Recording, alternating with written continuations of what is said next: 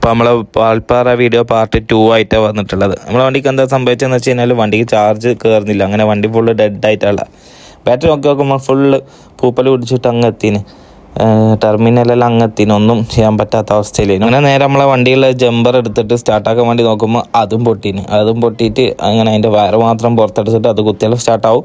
അങ്ങനെ jumper full കുത്തി പൊളിച്ചെടുത്തിട്ട് അതിൻ്റെ ലൈന് മാത്രം ആക്കിയെടുത്ത് അതിന് മുമ്പായിട്ട് നമ്മൾ ചൂടുവെള്ളം ഒഴിച്ച് പൂപ്പലെല്ലാം പോക്കി. ചൂടുവെള്ളം ഒഴിച്ച് കഴിഞ്ഞാൽ പൂപ്പൽ വൃത്തിയാവും.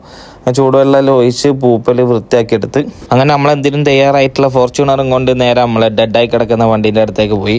നമ്മൾ ഒരു ഭാഗം ജമ്പർ വെച്ചിട്ട് ഒരു ഭാഗം നമ്മളെ ഫോർച്യൂണറിലും ഒരു ഭാഗം നമ്മളെ ഡെഡായി കിടക്കുന്ന വണ്ടിയിലേക്കും കുത്തി നോക്കിയിട്ടും ഒരു രക്ഷയില്ല, സ്റ്റാർട്ടാകുന്നില്ല. നേരെ അങ്ങനെ നമ്മൾ കെട്ടി വലിച്ച് നേരെ റിസോർട്ടിൻ്റെ പുറത്തേക്ക്, ഇത് റിസോർട്ടിൻ്റെ പാർക്കിംഗ് ആണ്, അതിൻ്റെ വീട് നമുക്ക് ഇടാം. നമ്മൾ നേരെ റിസോർട്ടിൻ്റെ പുറത്തേക്ക് വണ്ടി വലിച്ച് കൊണ്ടുവന്ന് ഒരിറക്കത്തുനിന്ന് താഴെ ഇട്ടോക്കി, അതും സ്റ്റാർട്ടാകുന്നില്ല.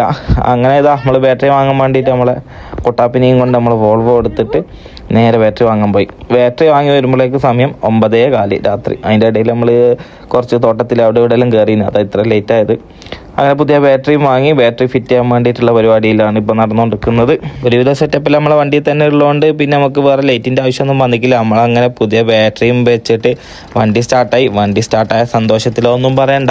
കുറേ കളിച്ചിട്ട് സ്റ്റാർട്ടായല്ലോ. അങ്ങനെ വണ്ടി എടുത്ത് വിട്ട് നേരെ കാട്ടിക്കയറി ആനനെല്ലാം കണ്ടു പോകുന്ന വഴിക്കുക.